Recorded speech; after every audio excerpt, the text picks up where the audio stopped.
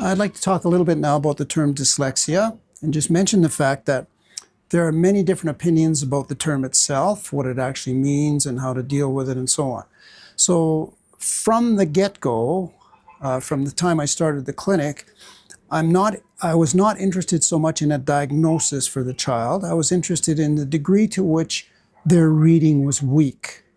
So I realized that in the regular school systems, if a child is going to get any kind of service at all, they have to have a diagnosis. So that was my job when I was a school psychologist: diagnose a learning disability, diagnosing dyslexia, if you wanted to call it that, and so on.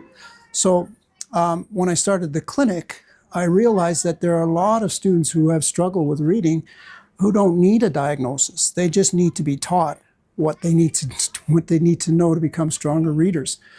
So the term dyslexia is in common use now. There are the state laws and provincial laws that are starting to encourage the use of that term and so on. So I'm going to just cut to the chase and say that Dr. Jack Fletcher, I think, has the best simple terminology for dyslexia, and that is it's a word reading difficulty, or a word reading disability, if you want to even use that term. So what it does is it narrows the problem down to the fact that the student who has dyslexia, or I'll call it the spectrum, or on the continuum, has difficulty with sounding out and remembering words that they're exposed to.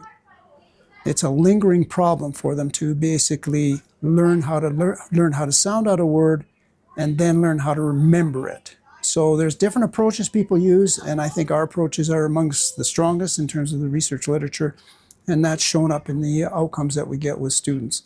So we deal with those kinds of children in that universe of neurodiversity.